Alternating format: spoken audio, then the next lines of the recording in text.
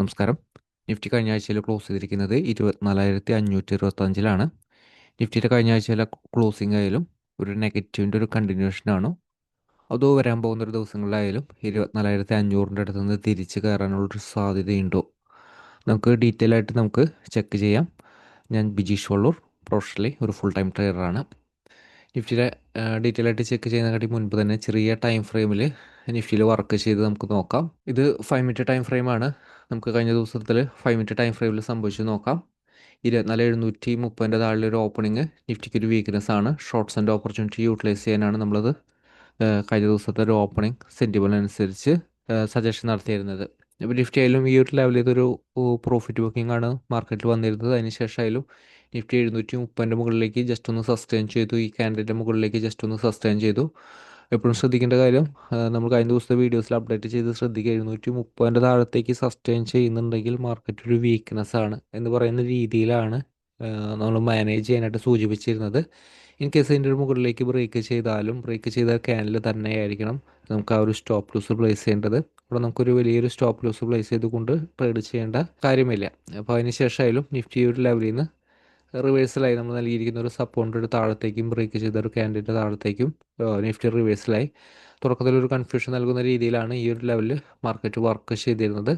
അതിനുശേഷമായാലും നിഫ്റ്റിയുടെ ആ ഒരു ലോങ് ടൈം ട്രെൻഡിനനുസരിച്ച് നിഫ്റ്റി മാർക്കറ്റിൽ വലിയൊരു ഫാള് തന്നു. അതിനുശേഷം ഈ ഒരു സപ്പോർട്ട് കൂടി ഉണ്ടെങ്കിൽ ആ ഒരു സപ്പോർട്ടിൻ്റെ അടുത്തുനിന്ന് ഒരു ബൗൺസ് ചെയ്യാൻ ശ്രമിച്ചെങ്കിലും അതിനുശേഷം എപ്പോഴും ശ്രദ്ധിക്കേണ്ട കാര്യം, ഈ ഒരു ലെവലിൽ നമ്മൾ സപ്പോർട്ട് നൽകുമ്പോൾ തൊട്ടടുത്ത റെസിസ്റ്റൻസും കൂടി എപ്പോഴും ശ്രദ്ധിക്കും. നമ്മൾ ഈ ഒരു ലെവലിൽ തൊട്ടടുത്തൊരു സപ്പോർട്ട് റെസിസ്റ്റൻസ് നൽകിയിട്ടുണ്ട്.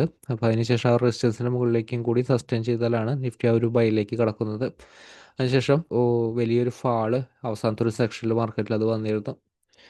പക്ഷേ മൊമെൻറ്റം ഒരു സൈഡ് വേസ് മൊമെൻ്റ് ആയിരുന്നു. ഒരുപാട് സമയം മാർക്കറ്റ് വർക്ക് ചെയ്തൊരു സൈഡ് വേസ് മൊമെൻ്റ് ആയിരുന്നു. അതിനുശേഷം അവസാനത്തെ ഒരു സെക്ഷനിലാണ് നിഫ്റ്റിക്ക് ആ ഒരു ഫാള് വന്നിരുന്നത്. അപ്പോൾ മാർക്കറ്റ് സിറ്റുവേഷൻ നമ്മൾ നോക്കുകയാണെങ്കിൽ, നമുക്കൊരു ലോങ് ടൈം വ്യൂവിൽ നമ്മൾ നോക്കുകയാണെങ്കിൽ ലോങ് ടൈം വ്യൂവിൽ നിഫ്റ്റിയുടെ സിറ്റുവേഷൻ ക്ലിയർലി നെഗറ്റീവ് തന്നെയാണ്. നമ്മൾ കഴിഞ്ഞ ദിവസത്തെ വീഡിയോസിൽ അത് അപ്ഡേറ്റ് ചെയ്തിരുന്നതാണ്. കഴിഞ്ഞ ദിവസത്തെ അല്ല, കഴിഞ്ഞ ആഴ്ചകളുടെ വീഡിയോസിൽ നമ്മളത് അപ്ഡേറ്റ് ചെയ്തിരുന്നതാണ്. നിഫ്റ്റിയുടെ കറണ്ട് സിറ്റുവേഷൻ നെഗറ്റീവ് തന്നെയാണ്. അപ്പോൾ നിഫ്റ്റിയിൽ നമുക്ക് ലോങ് ടൈം വ്യൂവിൽ നമ്മൾ നോക്കാം. നിഫ്റ്റിന് നമുക്കത് വരാൻ പോകുന്നൊരു ദിവസങ്ങളിലായാലും നമുക്കത് എങ്ങനെയാണ് നിഫ്റ്റിയുടെ ലോങ് ടൈം വ്യൂവിൽ നമുക്ക് ആ ഒരു പോസിറ്റീവ് സെൻറ്റിമെൻറ്റിൽ നിലനിർത്തേണ്ടത്. നമുക്ക് ഡെയിലി ടൈം ഫ്രെയിമിലേക്ക് നോക്കാം. ഡെയിലി ടൈം ഫ്രെയിം എന്ന് പറയുന്നത് നമുക്ക് ലോങ് ടൈം വ്യൂവിൽ നിഫ്റ്റിനെ മാനേജ് ചെയ്യാനായിട്ടാണ്. ഇപ്പോൾ നിഫ്റ്റിയുടെ ഒരു ക്ലോസിങ്, കഴിഞ്ഞ ദിവസത്തെ ഒരു ക്ലോസിങ് വളരെയധികം ഇമ്പോർട്ടൻ്റ് ആയിരുന്നു. നെഗറ്റീവാണ് നിഫ്റ്റിയുടെ ഒരു ക്ലോസിങ് തന്നിരിക്കുന്നത്. കാരണം നമ്മൾ കഴിഞ്ഞ ദിവസത്തിൽ നൽകിയിരിക്കുന്ന മെയിൻ ആയിട്ടുള്ള ഒരു സപ്പോർട്ടിൻ്റെ ഒരു താഴത്തേക്ക് ക്ലോസ് ചെയ്തിരിക്കുകയാണ്. ഇപ്പോൾ കറണ്ട് ഒരു സിറ്റുവേഷൻ നമ്മളൊരു ലോങ് ടൈം വ്യൂവിൽ നമ്മൾ നോക്കുകയാണെങ്കിൽ നിഫ്റ്റിനെ ലോങ് ടൈം വ്യൂവിലുള്ള ആ ട്രെൻഡ് ലൈൻ സപ്പോർട്ടുകളൊക്കെ നിഫ്റ്റിയിൽ ബ്രേക്ക് ചെയ്തിട്ടാണ് നിലനിൽക്കുന്നത്. അപ്പോൾ ഇതിൻ്റെ ഒരു താഴെ നിലനിൽക്കുമ്പോൾ നിഫ്റ്റിക്ക് ഒരു വീക്ക്നെസ് തന്നെയാണ്. അടുത്തൊരു ടാർഗറ്റ് ലെവലിലേക്ക്, അതായത് അടുത്തൊരു പുതിയ ലോ ക്രിയേറ്റ് ചെയ്യാനായിട്ട് നിഫ്റ്റി റെഡി ആയിരിക്കുകയാണ്.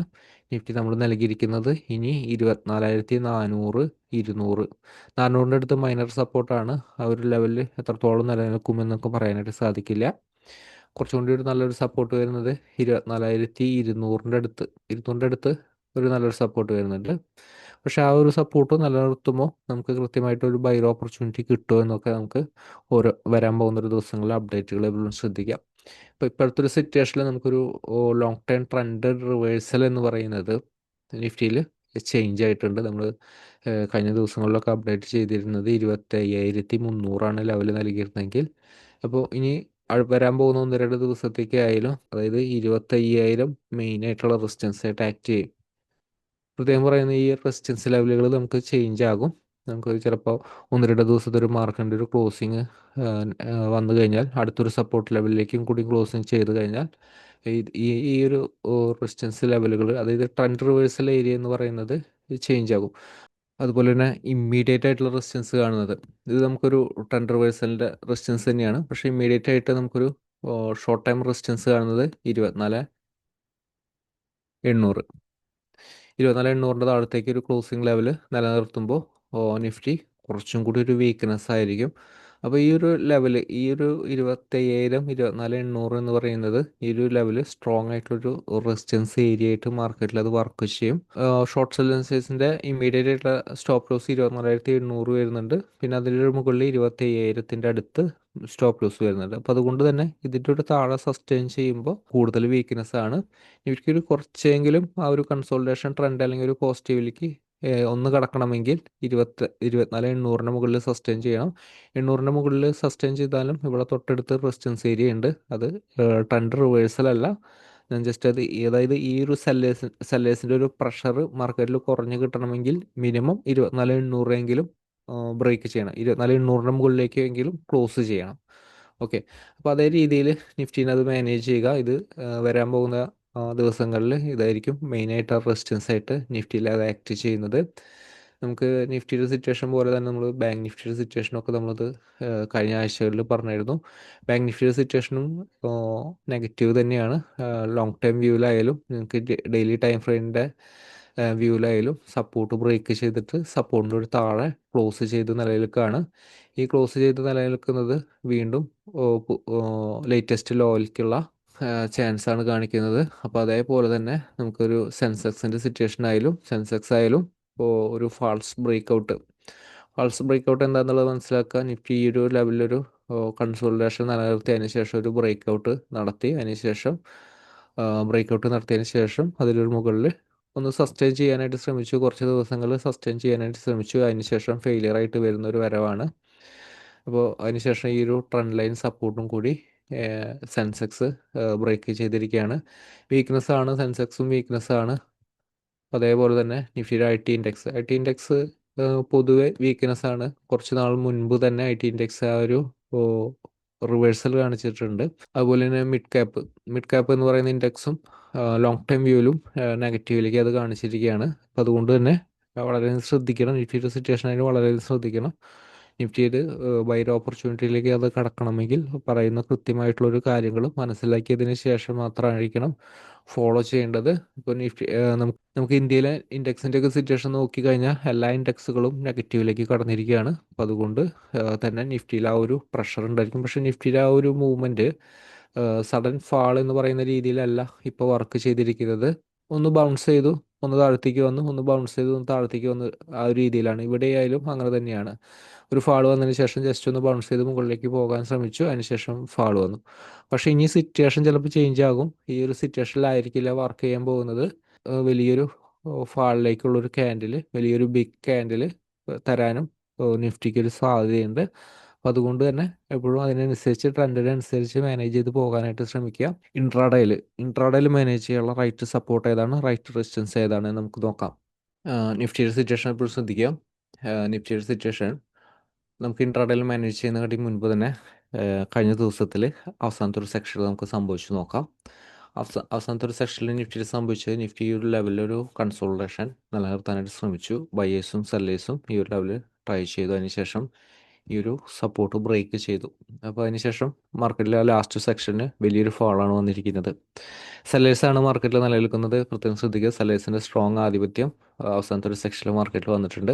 അപ്പോൾ അതുകൊണ്ട് തന്നെ നമുക്ക് അടുത്ത റെസിസ്റ്റൻസിന് മുകളിലേക്ക് പോകുന്നത് വരെ 24,670 24,650 താഴത്തേക്ക് സസ്റ്റെയിൻ ചെയ്യുമ്പോൾ മാത്രം ഷോർട്ട് സെല്ല്, അതായത് 24,670 ആയിരിക്കണം സ്റ്റോപ്പ് ലോസ് വരേണ്ടത്. അപ്പോൾ നിഫ്റ്റി ഓപ്പൺ ചെയ്യുന്ന ഗ്യാപ്പ് അപ്പ് ഓപ്പണിംഗ് ആണ്. ഈ ഒരു വലിയൊരു ഗ്യാപ്പ് അപ്പ് ഓപ്പണിംഗ് ആണ്. റെസിസ്റ്റൻസിൻ്റെ അടുത്താണെങ്കിൽ ഷോർട്ട് സെല്ലിനായിരിക്കും കൂടുതൽ ഇമ്പോർട്ടൻ്റ് നൽകേണ്ടത്. ഷോർട്ട് സെല്ലിനായിരിക്കും കൂടുതൽ സാധ്യത വരേണ്ടത്. ഈ ഒരു ലെവലിൽ ഷോർട്ട് സെല്ലിൻ്റെ ഓപ്പർച്യൂണിറ്റി യൂട്ടിലൈസ് ചെയ്യുമ്പോൾ 24,650 ഒരു താഴെ ആയിരിക്കണം. 24,650 താഴെ ഒരു ക്യാനൽ ക്ലോസ് ചെയ്താലായിരിക്കണം ഷോർട്ട് സെല്ലിൻ്റെ ഓപ്പർച്യൂണിറ്റി യൂട്ടിലൈസ് ചെയ്യേണ്ടത്. 620 മൈനർ സപ്പോർട്ടാണ്. നമുക്കത് എങ്ങനെയാണ് വർക്ക് ചെയ്യാന്ന് അറിയില്ല. പക്ഷേ റൈറ്റ് സ്റ്റോപ്പ് ലോസ് ഈ ഒരു ലെവൽ തന്നെയാണ് സ്റ്റോപ്പ് ലോസ് വരേണ്ടത്. അപ്പോൾ അതുകൊണ്ട് തന്നെ മൈനർ സപ്പോർട്ടിൻ്റെ അടുത്തു നിന്നുള്ള എൻട്രി അത്രയും കൂടി ഒരു പെർഫെക്ഷൻ നമുക്കത് കിട്ടണമെന്നില്ല. ഇൻ കേസ് ഓപ്പൺ ചെയ്യുന്നത് ഗ്യാപ്പ് അപ്പ് ഓപ്പണിംഗ് ആണ്, ഈ ഒരു ലെവലൊക്കെയാണ് ഓപ്പൺ ചെയ്യുന്നത്, നല്ലൊരു ഗ്യാപ്പ് അപ്പ് ഓപ്പണിംഗ് ഒക്കെ ആണെങ്കിൽ നിഫ്റ്റി ഈ ഒരു ലെവലിൽ നിന്ന് ഒന്ന് ബൗൺസ് ചെയ്താലും ബൈർ ഓപ്പർച്യൂണിറ്റി ഈ ഒരു ലെവലിൽ പിന്നെ സപ്പോർട്ട് വരുന്നത് ഇത് തന്നെയാണ്. വന്നിരിക്കുന്ന ഒരു ലോ എന്ന് പറയുന്നത് 24,535 നല്ല സപ്പോർട്ടാണ്. ഇപ്പോൾ നിഫ്റ്റി ഓപ്പൺ ചെയ്യുന്നത് ഗ്യാപ്പ് ഡൗൺ ഓപ്പണിംഗ് ആണ്. ബൈർ ഓപ്പർച്യൂണിറ്റി പ്രത്യേകം ശ്രദ്ധിക്കുക. ഇതിൻ്റെ ഒരു മുകളിലേക്ക് ഒരു ക്യാൻഡിൽ ക്ലോസ് ചെയ്ത് ബൈർ ഓപ്പർച്യൂണിറ്റി യൂട്ടിലൈസ് ചെയ്യരുത്. പ്രത്യേകം ശ്രദ്ധിക്കണം, ബ്രേക്ക് ചെയ്തൊരു ക്യാനിൽ തന്നെയായിരിക്കണം സ്റ്റോപ്പ് ലോസ് ആയിട്ട് പ്ലേസ് ചെയ്യേണ്ടത്. പക്ഷേ അതിൻ്റെ ഒരു താഴെയാണ് സസ്റ്റെയിൻ ചെയ്യുന്നതെങ്കിൽ നിഫ്റ്റി ഉടനെ അടുത്ത ടാർഗറ്റ് ലെവലിലേക്ക്. ഇപ്പോൾ നിഫ്റ്റിയിലെ ഇനി അടുത്ത നല്ല സപ്പോർട്ട് കാണുന്നത് 24,500-നും 400-നും ഇടയിലാണ് നല്ല സപ്പോർട്ട് വരുന്നത്. അപ്പോൾ ഞാനിവിടെ 450, 460 ഒക്കെ അടുത്താണ് നല്ല സപ്പോർട്ട് കാണുന്നത്. ഇൻട്രാഡേയിലായാലും പൊസിഷൻ വ്യൂവിലായാലും ഈ ഒരു ലെവലിൽ ഒരു ബൗൺസ് ചെയ്യാൻ സാധ്യമായിട്ടുള്ളൊരു സപ്പോർട്ട്. പക്ഷേ 24,450 താഴെ വീക്ക്നെസ് ആണ്. 450 താഴെ സസ്റ്റെയിൻ ചെയ്താൽ ഷോർട്ട്സിന് കൂടുതൽ ഇമ്പോർട്ടൻസ് നൽകുക. അപ്പം അതിനുശേഷം 24,397 മൈനറായിട്ടുള്ള സപ്പോർട്ടാണ്. അതേപോലെ തന്നെ 24,366 ഇതും നല്ല സപ്പോർട്ടാണ്. അപ്പം നിഫ്റ്റിയുടെ സിറ്റുവേഷൻ, ഇപ്പോഴത്തെ ഒരു സിറ്റുവേഷൻ ഈ ഒരു ലെവല് പ്രത്യേകം ശ്രദ്ധിക്കുക. ഇവിടെ കുറച്ചധികം ഗ്യാപ്പ് കാണുന്നുണ്ട്. അപ്പോൾ ഇൻ കേസ് ഒരു ട്രേഡിൻ്റെ ഓപ്പർച്യൂണിറ്റി മിസ്സാകാതിരിക്കാൻ, ഓപ്പണിംഗ് സെൻറ്റിമെൻറ്റിൽ ഒരു ട്രേഡിൻ്റെ ഓപ്പർച്യൂണിറ്റി മിസ്സാകാതിരിക്കാനായിട്ട് നമുക്കിവിടെ ഒരു റെസിസ്റ്റൻസ് എടുത്തിട്ടുണ്ട്. നമുക്ക് ഈ ഒരു ലെവലിൽ നമുക്കത് മാനേജ് ചെയ്യാനായിട്ട് കുറച്ചും കൂടി ഈസി ആക്കാം. അതായത് 24,600 താഴത്തേക്ക് നിലനിർത്തി കഴിഞ്ഞാൽ വീക്ക്നെസ് എന്ന് പറയുന്ന രീതിയിൽ നമുക്കത് മാനേജ് ചെയ്യുക. അതായത് ഈ ഒരു ലെവൽ ഓപ്പൺ ചെയ്യുന്നത് ഗ്യാപ്പ് അപ്പ് ഓപ്പണിംഗ് ആണ്. 24,600-ന് മുകളിലാണെങ്കിൽ പ്രത്യേകം ശ്രദ്ധിക്കുക. 600-ൻ്റെ താഴത്തേക്ക് നിലനിർത്തിയാൽ മാത്രം വീക്ക്നെസ് എന്ന് പറയുന്ന രീതിയിൽ മാനേജ് ചെയ്യുക. നിങ്ങൾക്ക് ബൈർ ഓപ്പർച്യൂണിറ്റി യൂട്ടിലൈസ് ചെയ്യാം. ഇവിടെ 24,620-ൻ്റെ മുകളിലേക്ക് സസ്റ്റെയിൻ ചെയ്താൽ ബൈർ ഓപ്പർച്യൂണിറ്റി എന്ന് പറയുന്ന രീതിയിൽ. പക്ഷേ സ്ട്രോങ് റെസിസ്റ്റൻസ് ഏരിയ വീണ്ടും ഹയർ ലെവലിൽ 650, 670-ൻ്റെ അടുത്ത് സ്ട്രോങ് റെസിസ്റ്റൻസ് ആയിട്ട് ആക്ട് ചെയ്യും.